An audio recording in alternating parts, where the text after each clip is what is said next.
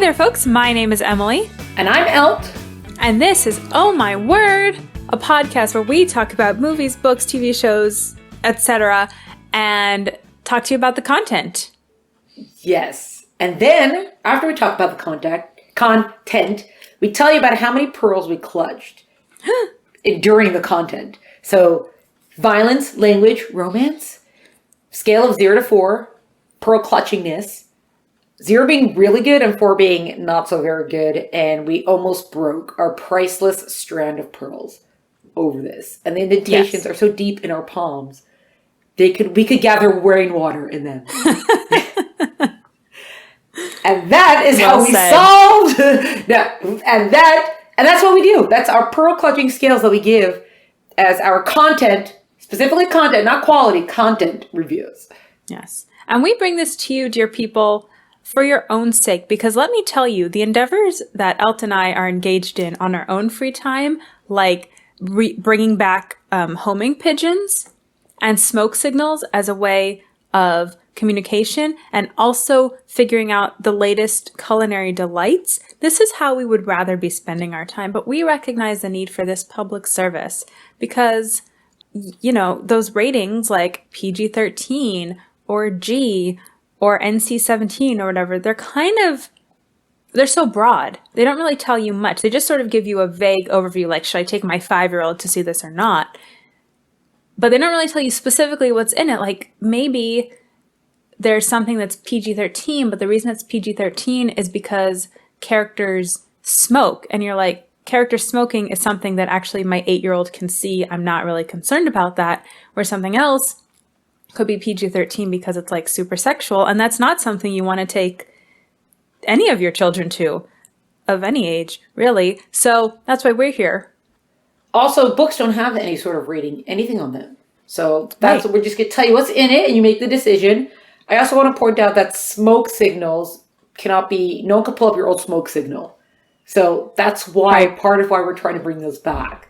So we should, and make a tasteless joke in a smoke signal. That's not coming back to bite you when you run for president 20 years later. It's gone. Yes. Puff in the wind. Not that we support Not that you should you shouldn't make tasteless jokes, but like if you do, or if you have an email where you like said something that, you know, you were 19 and you were stupid and now you're 36 and you're an adult, but you forgot that at 19 you were stupid, it shouldn't come back to bite you. But smoke signals can't come back to bite you. Exactly. All part of our public service. Speaking of public service, there is a public service that is available to many people in many cities, and that is called a community college. Oh, snap! What did we just do there? That was good. Oh, our segues are just, Sundays we really got it, and Sundays they need their own pearl clutching scale, our segues.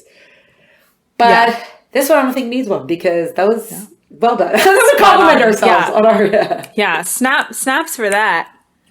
So, if you haven't guessed yet, we were talking today about the show Community, and that is based, it's one of those, it's like a found family kind of show, right? Because you have a lawyer, he's a suspended lawyer, and he actually never actually got his law degree, but he's been practicing law, so he gets found out, and he gets busted, and he gets sent, he goes back to community college to start earning his law degree, okay? And while he's there, he has to deal with all the quirks and all the crazy people and all the weird stuff of the staff and the student body.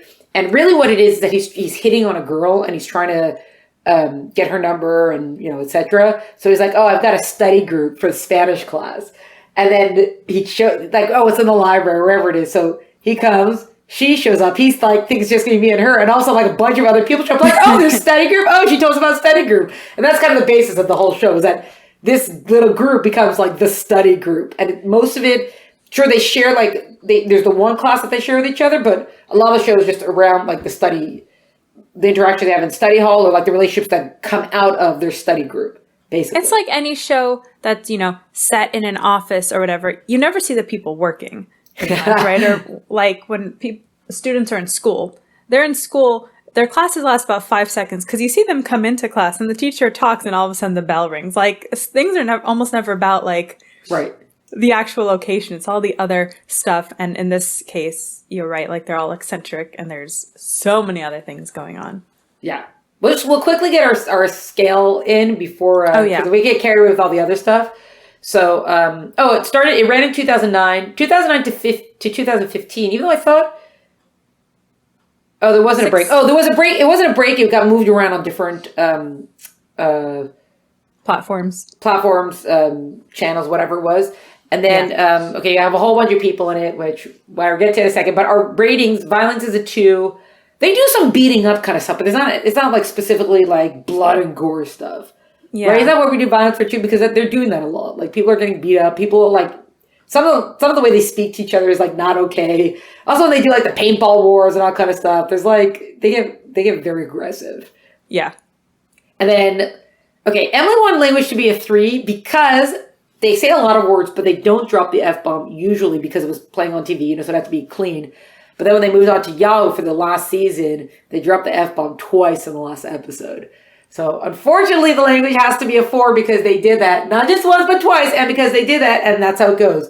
Even though it's not like the language, even with the swearing, like, there's a lot of crude stuff that goes on in between also. So I have no qualms about giving it a 4. No, it's a 4. It's just, if you theoretically, like, chose to watch it language-wise, because it was on, like, regular cable TV or whatever, everything's bleeped out. So everything up to, like, the first 5 seasons is technically, I mean, it's still not, like, for young kids, but, like, you could have an older teen watch it, because technically the language is fine if you just avoid, like, if you just didn't watch the last episode. So I know we still have to make it a 4 because that's how our ratings work, but it since it is 6 seasons long, I felt like it's at least fair to recognize that the rest of it, it's not like they're dropping it every episode. You're not watching The Sopranos or Game of Thrones or something like that. Right. And technically you could just skip the whole 6th season anyways because it's not as good. So, then you really have a clean thing. And then romance is a 3.5 because they talk about everything and they reference everything. And then also because it's airing on TV, they stop just shy of showing everything. But there's a lot of innuendo, there's a lot of inferences. They'll basically show you almost everything except for the actual thing. Because it's not HBO, so they're not going to show you everything, but they'll show you everything that they are allowed to show on TV. I mean, this show was for adults. This was not, I know a lot of times we talk about young adult stuff or even kids stuff on Oh My Word, but this was not geared towards young people. Yeah. This is for adults. A lot of mature content, as they would say. And, I mean, people will strip down and they'll be in their underwear, but also romance-wise, like, they do almost everything. There's making out, there's all that kind of stuff. There's a lot of talking about sleeping together. All that happens. So anyway, so those are our ratings for the show. And overall, it's comedy, it's just zany humor. It's probably one of the things that, like, the first time I heard about it, I was like, okay, whatever. And then I started seeing it, I was like, oh, I see what people see in this kind of thing. It's almost got, like, a really big cult following. I mean, maybe it does. Maybe it's just been so many years that it's not quite as big. But, like, it's not like any other show on TV. I mean, some shows are just better. This show, it just is better. Yes, it's a found family and there are other found family shows, but the writing on it is superior and the comedy and the situations. Okay, they do all of these, like, homages and parodies of other styles. And some of them are more obvious. I guess it depends what you watch. Like, there's a Law and Order episode, and it's like they even use basically the intro song and, the dun-dun in between and the places and all that stuff. And there's, like, because I don't do TV, I don't know how this works, but, like, it's clearly a different, like, camera filter or something, because, like, it looks different. And you can tell, like, how the scenes start and end.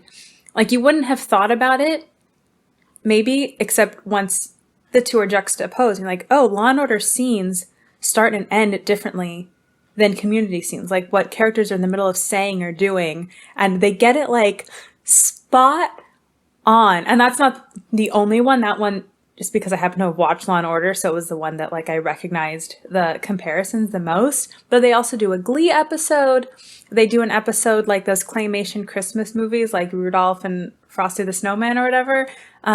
They do Shawshank Redemption. They do Goodfellas. They do a Dead Poet Society, Breakfast Club. They do a Civil War, like a war historical informational TV show that you'd watch. They do documentaries, Die Hard, like, and they also do just regular episodes too. And sometimes within the episodes, they're a little things. Yeah. Or like the video game. There's one where they're video game Oh, characters. yeah. Because they're playing the One game. time they're puppets, Oh, yeah. like Avenue Q type or Muppet type puppets. It's also one of the characters, Abed, who's one of like the best characters on the show also. He is so into film. So half the time it's almost as if, like, is he shooting a documentary about community college? Because it seems to start off like that, but then it kind of just like, we don't always see him necessarily behind a camera. But Right. it's almost like, you could almost think of like him being the one who's channeling all these different ideas because the way his brain works, because he watches so much. So it's almost as if like his brain is interpreting what's going on in these styles. Like you can see him thinking, wow, this is the Law and Order one. And sometimes they actually say that. Like, oh God, okay guys, this is the one where this. And they're all looking like, but stop doing that, you know? And they still go ahead with it. So sometimes they like channel it through him and sometimes it's just them doing, whatever they're doing for it. Yeah. Abed, it's interesting that you bring him up because he is one of the best characters, but the characters, like a character should, they grow and they change. But somewhere around the 6th season, and maybe this is, so just for like a little bit of background for people. So the show is created by Dan Harmon and he writes seasons 1 through 3. And then for some reason they fire him for season 4 because, you fire people when things are going well, obviously. And then season 4, the characters sometimes refer to it in later seasons as the gas leak year because it's just like, it's fine. Like it's passable TV, but compared with what came the 3 seasons before, it just doesn't measure up. So then he comes back for season 5, but then he's gone again for season 6. And I don't know if he's fired or if he decides to leave. But like Abed changes from a naive but interested and caring, like he becomes sort of mean in the 6th season and a little bit more sarcastic. And The whole 6th season is just what they did with the characters. It's like, yeah. So a lot of the characters, but him in particular, I didn't notice it until I rewatched it like for the 3rd time recently, that he changes in but maybe it's just the 6th season does unspeakable things. Not like pearl-clutching unspeakable things, more like heart-rending unspeakable things. So that's also because a lot of the characters, some of the characters left at the end of season 4. Only one, the Chevy Chase character, and then some left in the middle of season 5. So you have the two, like Troy and Shirley, leave at different parts in season 5. So also it's different without them. They try to keep going. They try to bring in this new person, whatever, but it didn't work. Also, that there's the one where Abed, when Troy is leaving, and they're playing the game like the floor's on fire, and like you finally at the end where I was like, we're playing this game because I feel like everything's on fire because you're leaving, which is such a great moment between them because they really do have such a nice friendship, the two of them. Like they work, whatever. So that's also why, because once he's not there anymore, he doesn't want to bring back that part of Abed, I guess. Also, and it's just they have moments. Okay, so here's in general. So like Jeff goes from like this guy who's just like big, the total jerk of a lawyer and someone who's also a jerk in relationships, sort of things. And now when he's part of this whole found family thing, they try to like soften him up and bring him around, like stop being a jerk to women and stop whatever. So you do have that aspect of it. But so here's also like they kind of bring along and eventually, okay, whatever, spoiler alert, he sort of ends up like as a teacher, professor somehow in the college. Right. Which I guess was just their excuse. Once he graduated, they had to keep him in there or else the show's definitely over, right? Yeah. So, but they kind of make him. So I don't mind about the fact like his bottom desk drawer has like ice cubes in it for his drinks and he's pouring himself alcohol in class. So that is fine. But they also made him this like really lazy teacher who doesn't do anything, which I sort of get. But I also would expect him, if he's come so far, then maybe at least his class should be like, here's all the ways I learned how to trick the law or something like that, right? These are the ways, like you would think he would be a great teacher like that, not because he cares about schooling and honesty, but because he could show you all the things he was able to do and let the kids who are interested in law learn from that. They don't make him like that. They just make him like a total lazy guy, which also doesn't go along with him trying to fix the college at the same time that he's being this lazy guy. And also they almost undid like the work that they did bringing some of these characters forward by doing that kind of stuff. Yeah. So, no, I remember that too. It's a total regression of like he's grown and then he just goes back to the way he was. Yeah. But as a teacher instead of like as a lawyer or whatever, or as a student. Right. So that's also, I guess, it's funny because even though you're not watching a comedy, like, but I'll tell when I speak to schools and stuff like that, I'll tell them like, look, no one's reading Sherlock Holmes because they think Sherlock Holmes is going to be a better person at the end of it, right? We just know Sherlock Holmes is a genius and want to know how he solved the case. So for comedy, you kind of have that too. Like I'm not watching a comedy necessarily to know how someone's, how did someone become a better person? Watching comics, I want to laugh, I have a good time, I want to see the quirky humor, I want to appreciate what you've done here. But still, even with that, you can still have both in a way, even if that's not your main emphasis. And when you do have both, when you're going to kind of, I don't want to say renege on that, then it kind of turns people off a little bit almost. Because if we do see all the character growth, and like now, see, especially because that season 6 is just, whatever, they went too far with a lot. It was terrible. But like we see, like, sure, I didn't watch it to see Jeff become a good person. Like, that's not how I'm watching it, right? That's the main.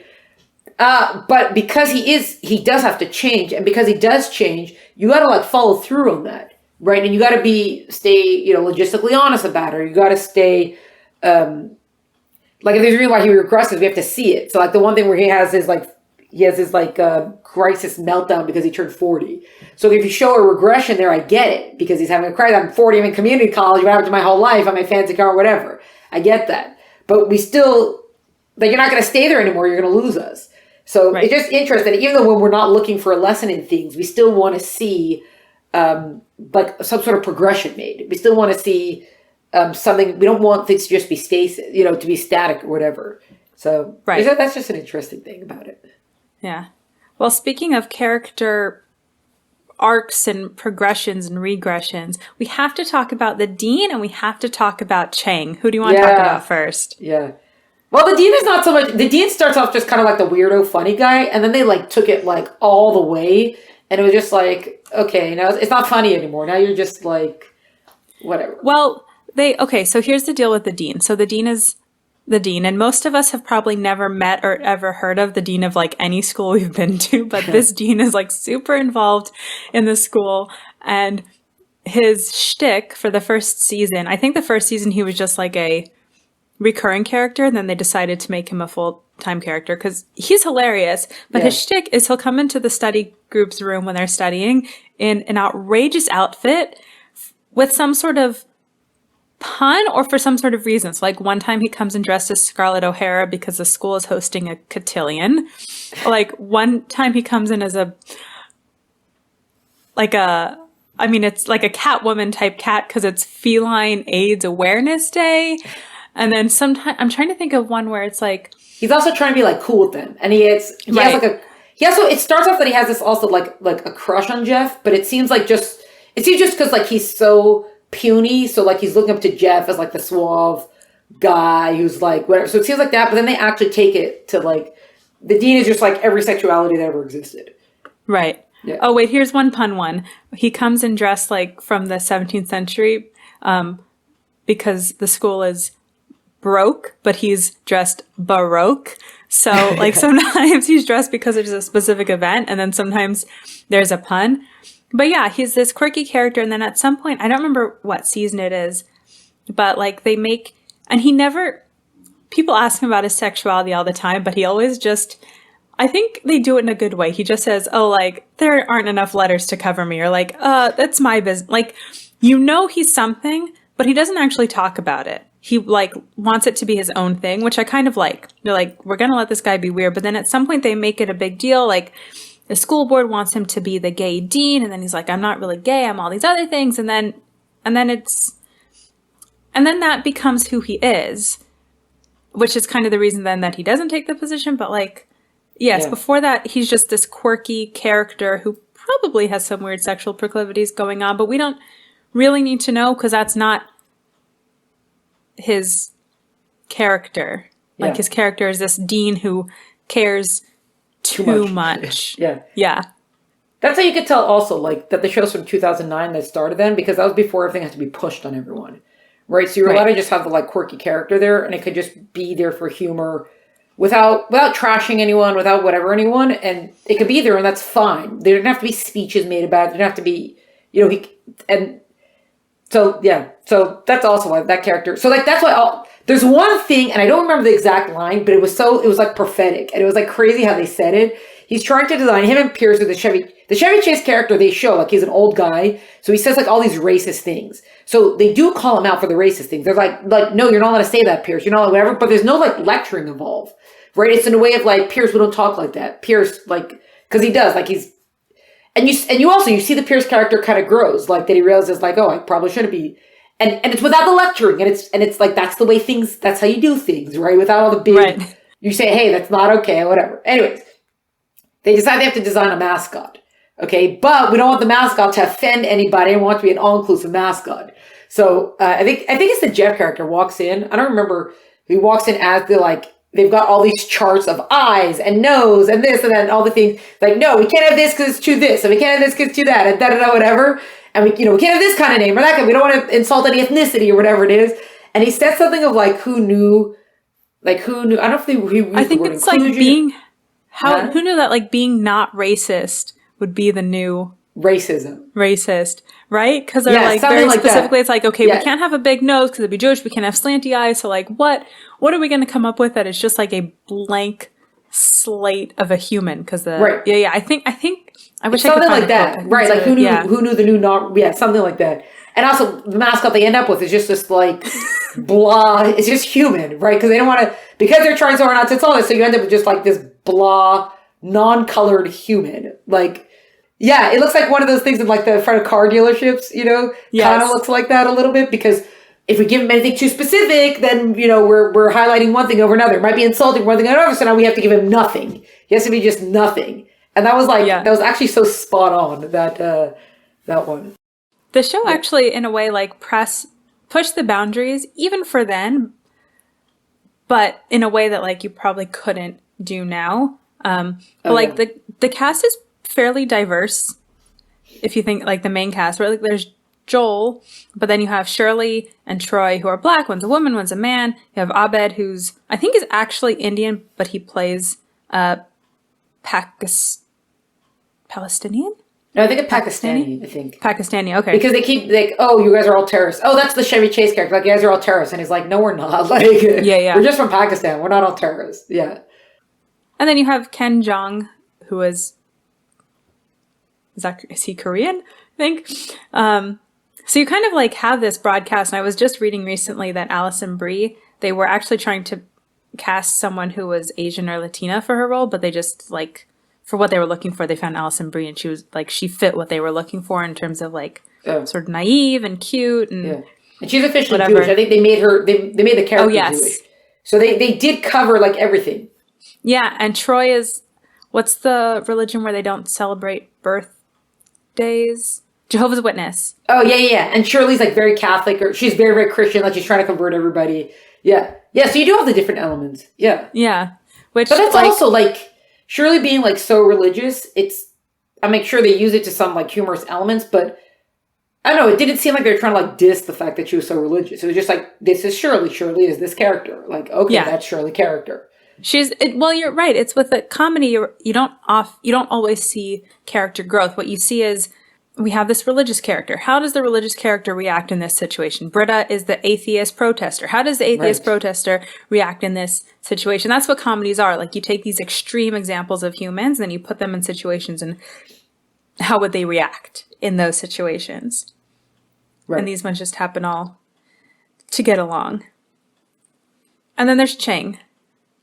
He's like, but everybody who knows that actor in general, either sometimes he's like really funny, and sometimes he's just so wacko, and you're just like, I don't even know what to do with what he's doing right now. Like, it's just too much sometimes. Yeah, he was in The Duff, wasn't he? We just talked about that. Yeah. Yes, he was a teacher. Yeah, it's also some things he says are like, he's like funny there, and sometimes you're just like, nah, what are you doing? But here he's like way overboard. They basically, so sometimes it works and sometimes it doesn't. Like, he starts off as like the Spanish professor, and then he doesn't actually speak Spanish or something. Like, right. And then he like wants to take over the school, and he kidnaps people. That whole storyline I found to be a little bit, like, everything's weird. They have these crazy paintball wars where they destroy the whole school. Oh, those are like, great. They're great because they just took it to the end, Yeah. They just did whatever they wanted. Yeah. I wouldn't like support that, but just in the sense of like, if we're going to do it, let's just go all the way with it. Yeah. Yeah, that's just sort of the whole show. Like, sometimes you watch shows and you wish that you had been on set there, because you have to, like, there's no way they weren't having fun doing some of those things, right? Right. Like the crazy costumes, the crazy scenarios, they got to do all these different genres. The pillow fort, they're on their pajamas that day. Yeah. Like this had to be a fun show to be a part of. Oh, also going back, like Chang has the thing where he like he's living in the vents or something. Oh yeah. That also, like with the monkey, is there like, yeah, some things, and sometimes you're almost wondering, you're like, is his part even scripted, or did he just say, hey, we need you to appear? And also, he wants to be part of the study group because then he also becomes a student, and then he doesn't want to be part of the study group. You know, I do think one of the best episodes is when he takes over the school and and he kidnaps the dean, so they have to go rescue the dean. And, you know, they come and they pretend like they're doing this whole magic show, and like, there were some funny parts of that. And like the dean has made this like little Jeff figure out of his juice box and forks or something. And like the Jeff is gonna come rescue us. So when Britta comes in, he's like, "Oh, you!" Like, Jeff. Oh no, you.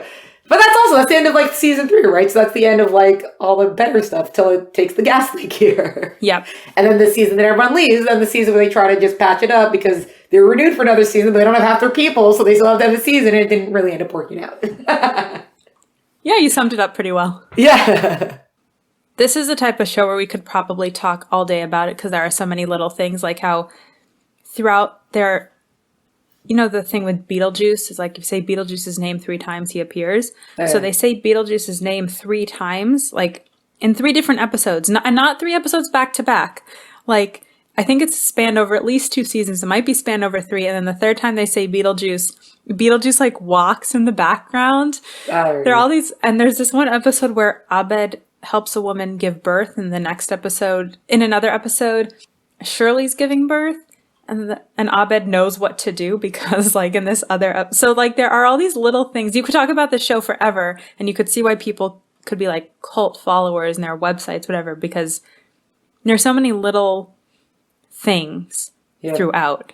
Oh, yeah. There's also the whole thing with the love triangle with Jeff that he says, you know, Britta is the person who I see myself right now, but whoever the professor person is who I see myself that I should be. And you're like, so choose the professor person, you idiot. Like, you're supposed to be more. Don't just be you right now. Be more. And that whole thing didn't end up, that was, I don't know. I didn't really like that whole storyline. Everyone's declaring they're set in love for each other, and then like nothing really came of it anyway. So. Yeah. It didn't really pan out. Yeah. You know, I guess that happens. Like, you plan stuff in seasons and episodes, and either it lands or it doesn't land. But yeah, definitely not for kids. Definitely mature content. It is before all some of the psycho craziness that's today, where everything has to have a lecture in it about why everyone's so evil in it. They handle it, you know, because we don't all think the same way. So you do get a little bit more variety. Well, there's more variety. It's just a little bit different than especially what's coming out today. That's all. Yeah. No, they deal with a lot of things like race and sexuality and whatever, and all the like taboo subjects that you can't talk about today. They talk about them, but they also have fun with them, and they just are just people together. So it's kind of like, it's so weird to think that, you know, a show from what, like, it's, you know, not even 20 years old, and how different things are and how much things have changed. Yeah. Or changed, as Chang would say. Yeah. It's basically that show's on like the borderline of when everything became to what it is now, basically. Yeah. But it's hilarious, and because there are so many little things, it's the type of show you can watch more than once, because each time you watch it, you'll pick up on something else. I probably won't do that, but you could do that.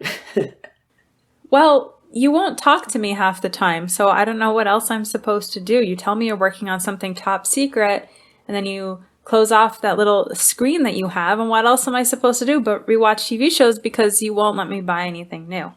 You just put a lot of things in there, but I guess it's preferable to you singing your princess songs. So. Oh, it's been a while. No! What did I? Oh no! What have I done? I think I'll go in order, starting from Snow White up just before Frozen. I won't include Frozen. Yeah, and then I might skip to Moana. Oh, yeah. Oh, okay. People wonder why I wrote the anti-fairy tale books. I feel like I inspired you, and you should thank me for that, but that's a discussion that we'll continue to have off air. Yeah, okay, let's do that. But also maybe not. We'll see if I can get to the screen and close it fast enough. Okay, so good talk, everyone. Thanks for listening. We'll catch you next time. Cheers, peoples. We hope you enjoyed this week's episode of Oh My Word podcast. Make sure you're subscribed so you always get the latest episode, and please leave us a rating and a review. And please share the show with your friends. Also, follow us on Instagram at Oh My Word podcast. There we post episode updates, our ratings for each book, and also our personal reading recommendations. Music for the show is by Tim Burke. Editor is Emily Yaffe. We'll see you next week.